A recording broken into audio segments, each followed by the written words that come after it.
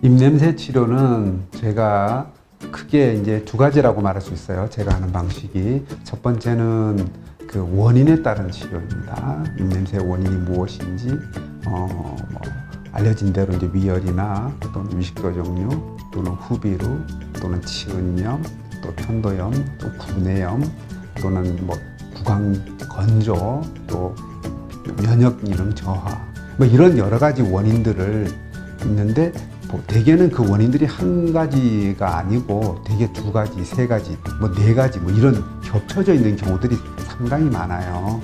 그러면 그 원인에 따른 치료를 하게 되고, 또 가령 구내염이다.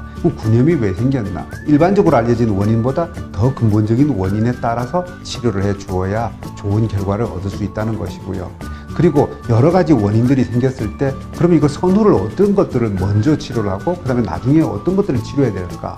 좀 더 근본적인 원인이 되는 것들을 먼저 치료합니다. 우리가 이제 한의학적으로 기본적으로 질병의 원인은 내상병, 외형병, 그리고 불내외인이라고 이제 세 가지로 나누는데, 주로 먼저 위장에 대한 치료를 먼저 합니다.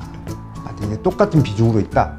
그랬을 때는 먼저 위장에 대한 위열이나 위식도 역류로 인한 것들을 먼저 치료하고, 그 다음에 다른 염증이라든지 또는 후비루라든지 또는 면역기능 저하라든지 이런 것들을 치료하고, 그리고 진액이나 이런 데 해당되는 구강 건조, 입에서 텁텁하게 나오는 냄새를 치료하는 그런 것들을 나중에 치료하는 단계별 치료를 하게 되죠.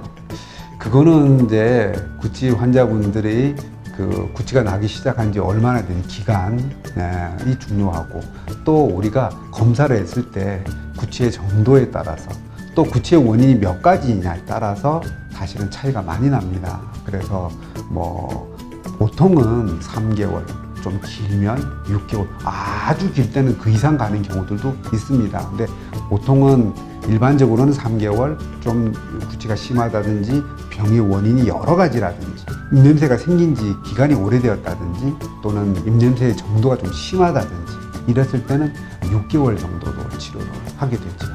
검사에는 이제 처음 오시면 제가 이제 진맥을 하게 되고요.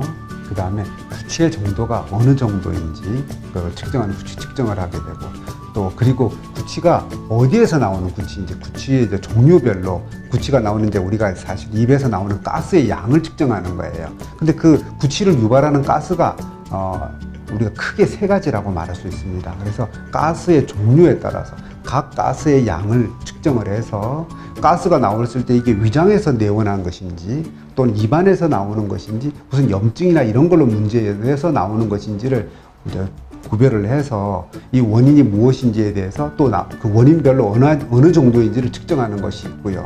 또 자율신경 검사를 합니다. 그래서 이분이 자율신경, 즉 심리적인 영향이 어떤 것들이 있는지, 그래서 자율신경이 어떤 영향을 주는지, 그래서 이분의 면역력에 어떤 영향을 주는지를 평가하는 것이 있고요. 그다음에 제 체열 검사를 통해서 위 부분이나 또는 자율신경에 이런 영향을 받아서 체열의 변화가 어떤지를 측정하는 것이 있고, 그 다음에 이제 흡연과 관련돼서 일산화탄소 측정하는 진단 장비들이 있습니다.